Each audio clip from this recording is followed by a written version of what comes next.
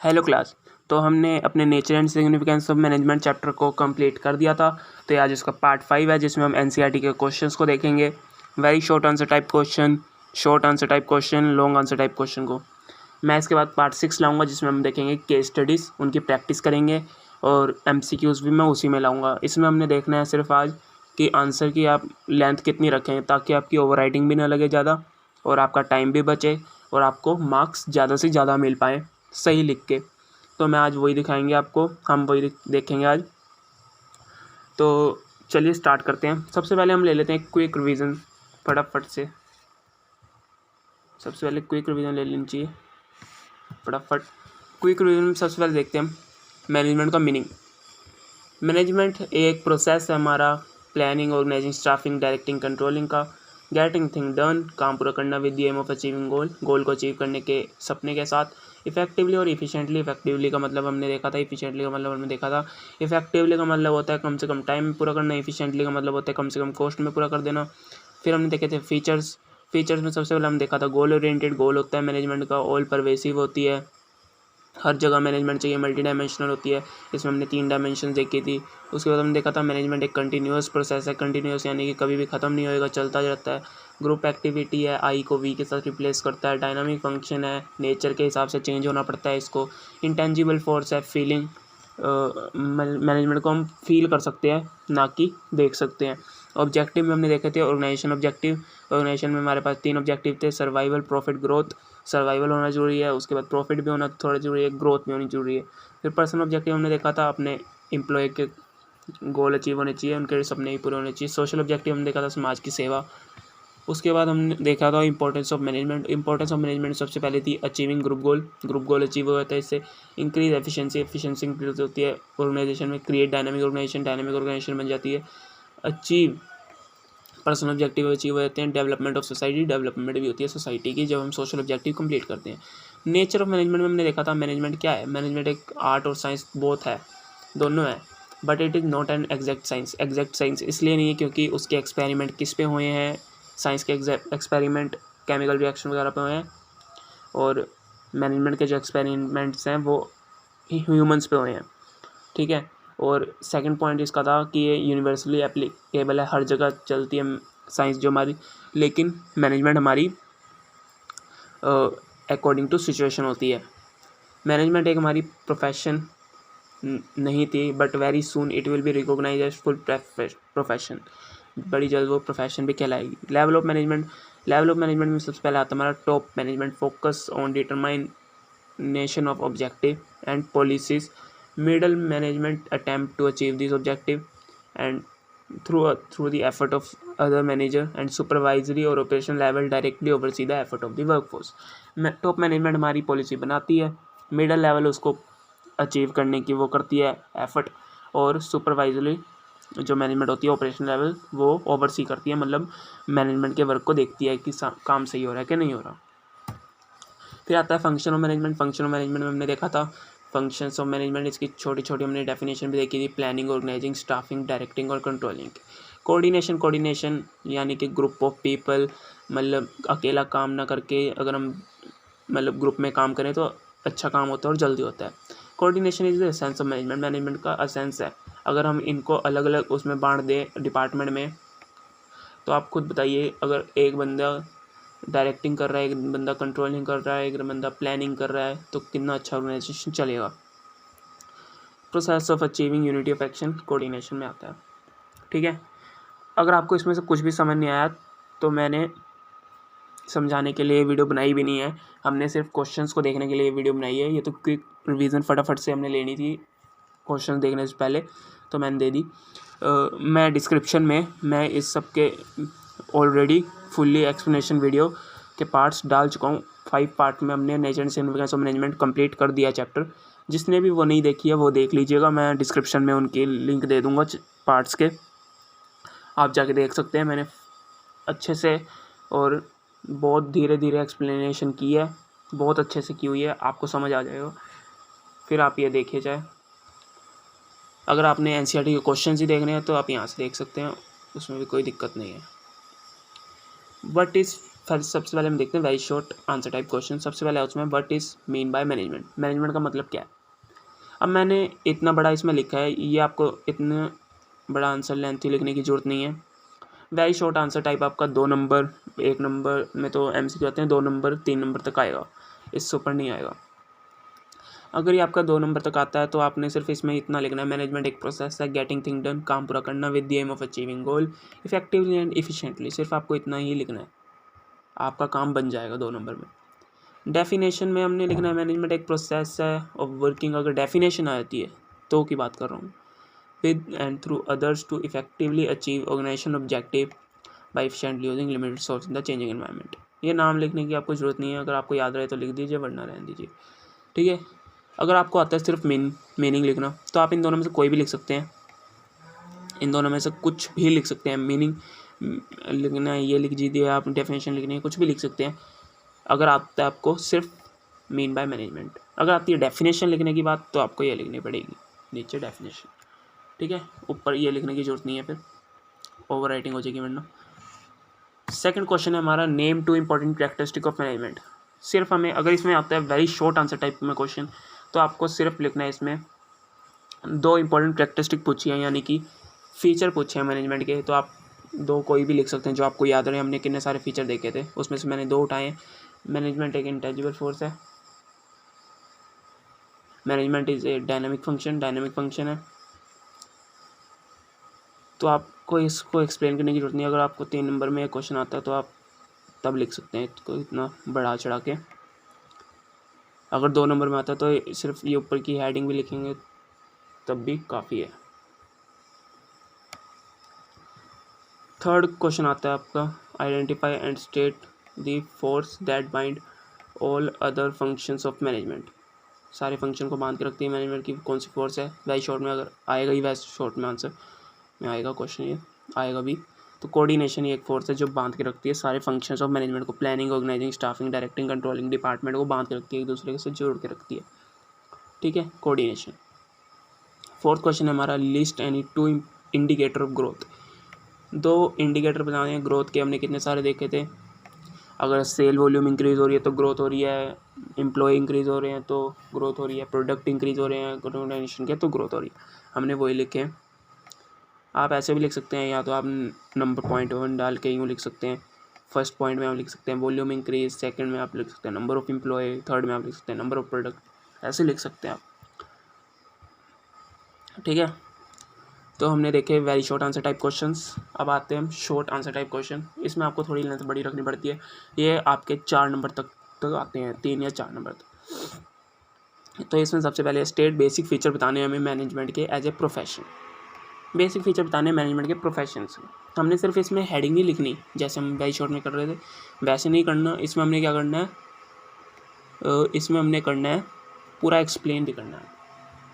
Professional association में हमने देखा सबसे पहले प्रोफेशनल एसोसिएशन होता है हमारा, ऑल प्रोफेशन होते हैं जो हमारे are affiliated to professional association. कोई भी प्रोफेशन है हमारा प्रोफेशनल एसोसिएशन के साथ जुड़ा होता है, रेगुलेट होते हैं, इसमें entry and frame code of conduct होते हैं उसमें रिलेटिंग टू दैट प्रोफेशन, ठीक है। AIMA is the example of management has a professional association. All India management association एक एग्जाम्पल है कि मैनेजमेंट एक प्रोफेशनल एसोसिएशन है मैनेजमेंट। सेकंड पॉइंट इसमें आप लिख सकते हैं well defined body of knowledge, कुछ भी लिख सकते हैं आप जो मैंने पढ़ाया आपको, लेकिन इसमें पूछा है मैनेजमेंट एज ए प्रोफेशन, मतलब मैनेजमेंट के कौन कौन से फीचर मैच हो गए थे आपने वो बताना है इसमें। Well defined body of knowledge match हुआ ही था, तीनों में ही मैच हुआ था, आर्ट साइंस प्रोफेशन में, तो ये तो आप लिख सकते हैं well defined body of knowledge. All the profession are based on well defined body of knowledge, यानी कि उसकी किताबें वगैरह पढ़ी हैं। रेस्ट्रिक्टेड एंट्री, यानी कि अब कई जगह मान रहे हैं कि रेस्ट्रिक्टेड एंट्री होती है, the entry in the every profession is restricted through examination और through some minimum education qualification. कई जगह मानने लग गए हैं मैनेजमेंट के भी, लेकिन अभी पूरी तरह से ऐसा नहीं हुआ है, ठीक है। थर्ड क्वेश्चन हमारा आया है why is management consider to a multi dimensional concept. क्यों है मल्टी डायमेंशनल, तो इसमें हमने 3 देखे थे, वही हमने लिख देने हैं इसमें। Management of work, all organisation exist होती है परफॉर्मेंस ऑफ सम वर्क, कुछ ना कुछ वर्क होएगा, ट्रांसलेट कर देता है मैनेजमेंट क्या इस वर्क को गोल में अचीव और assign the mean to be achieve it. Second होता है हमारा management of people. Management of people में आता है मैनेजमेंट पीपल में 2 डायमेंशंस आती है, आप चाहे तो एक भी लिख सकते हैं। It imply dealing with employ as individual with diverse need and behavior. It also means dealing with individual as a group of people. The task होता है जो मैनेजमेंट का, makes people work toward achieving organizational goal by making their strength effective and weakness irrelevant. ठीक है।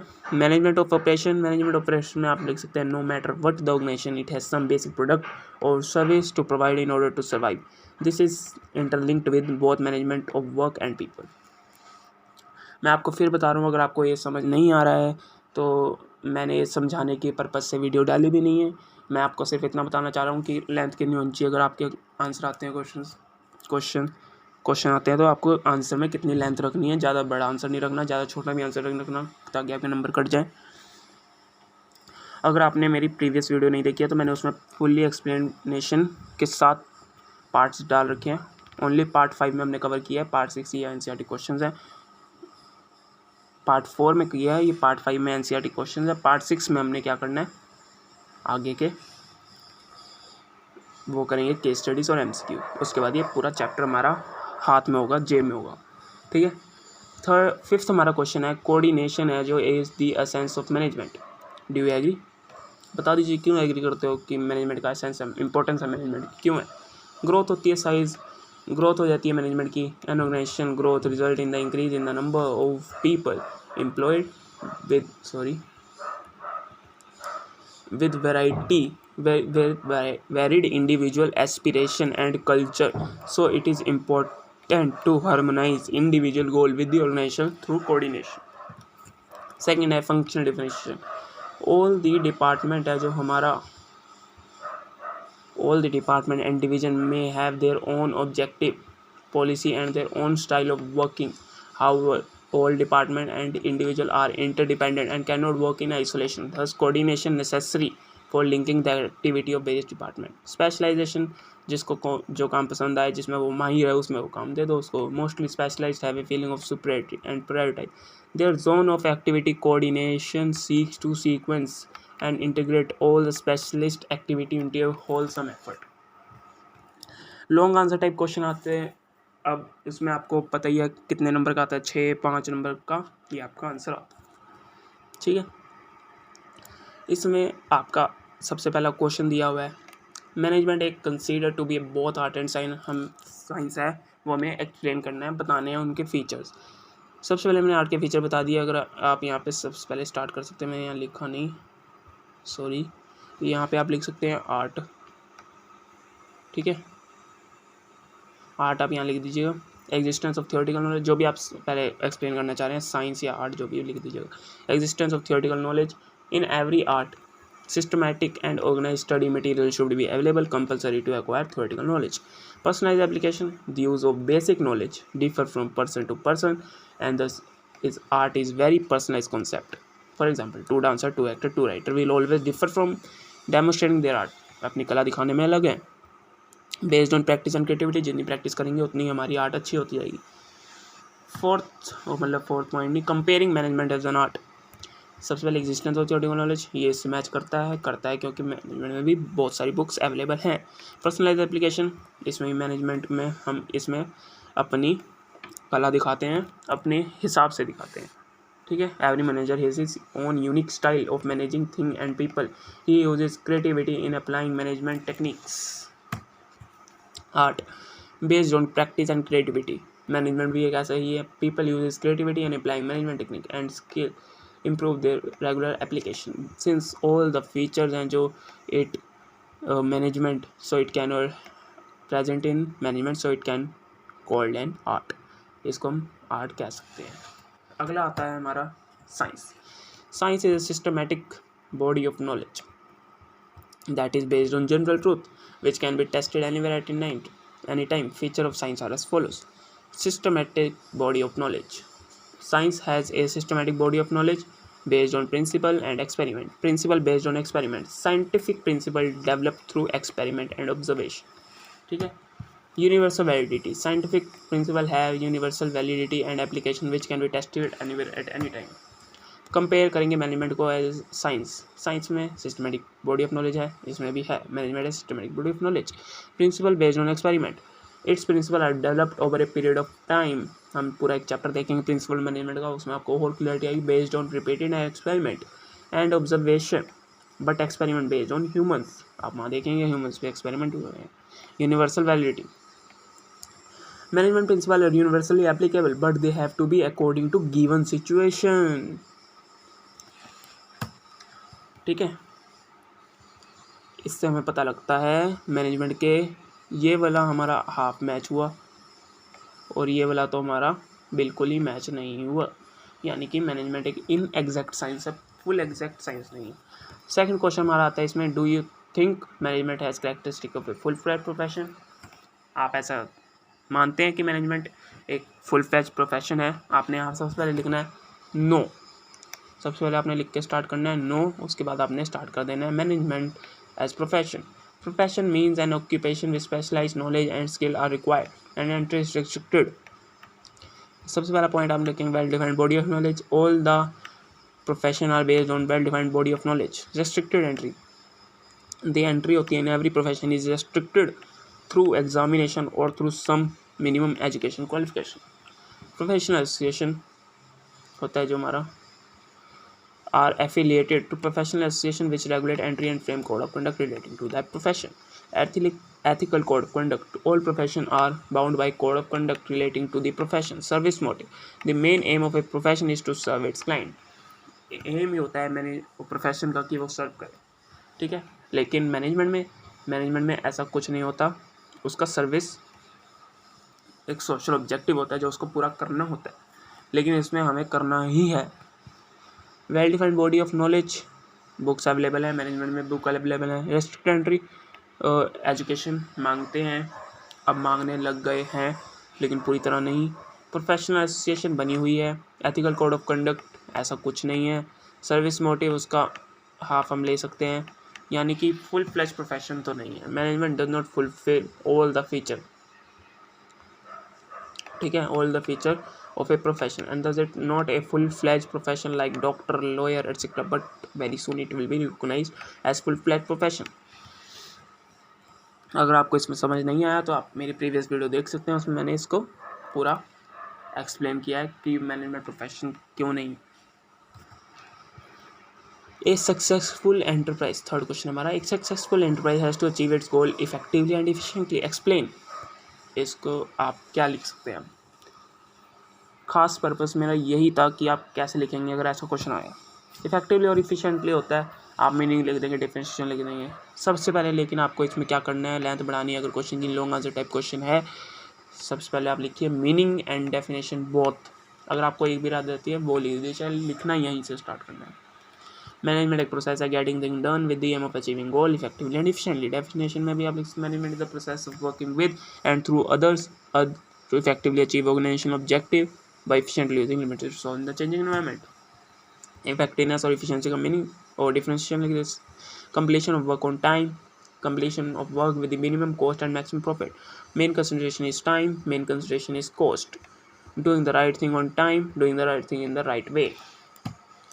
Management एक series है continuous related function, हमें उसका कमेंट करना है। आप पहले एक डायग्राम बना सकते हैं, कुछ भी बना सकते हैं, जरूरी नहीं कि आपको ये एरो ही बनानी है। आप यूँ भी लिख सकते हैं प्लानिंग, उसके बाद ऑर्गेनाइजिंग, स्टाफिंग, डायरेक्टिंग, कंट्रोलिंग, ऐसे लिख सकते हैं आप, ठीक है। उसके बाद आप इसमें थोड़ा थोड़ा एक्सप्लेन कर सकते हैं, छोटी छोटी डेफिनेशन। प्लानिंग क्या होती है? सेटिंग ऑब्जेक्टिव हमारा एक प्लानिंग होती है, and target and formulating an action.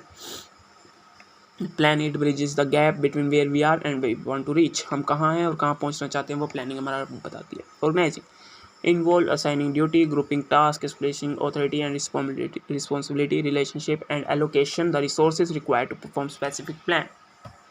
Staffing, finding the right person for the right job at right time. Directing refers to leading, influencing, motivating the staff chosen to perform the assigned work or task efficiency or efficiently. Controlling refers to monitoring the organizational activity toward the attaining organizational goal. इसका हम individual chapter भी आगे पढ़ेंगे तो आपको और clarity होगी, लेकिन इसमें इतना ही दे रखा था। Thanks for watching, please like, share and subscribe और बेल आइकन को दबा दीजिएगा ताकि आपको आने वाली वीडियो की नोटिफिकेशन मिलती रहे। मैंने इसमें सिर्फ आपको long answer type, short answer type question बताए हैं। लेकिन मैं इसकी एक पार्ट 6 भी लाऊंगा जिसमें हम क्या करेंगे, केस स्टडीज़ और MCQs, तो वो बहुत ज़रूरी रहेगी। ये तो मैंने आपको बताना था कि आपको अगर आंसर राइटिंग आती है तो बहुत अच्छी बात है, अगर नहीं आती तो आप ऐसे लिख सकते हैं। ये पार्ट 5 था। पार्ट 6 में हम देखेंगे केस स्टडीज़ और MCQs। Thanks for watching, please like share and subscribe.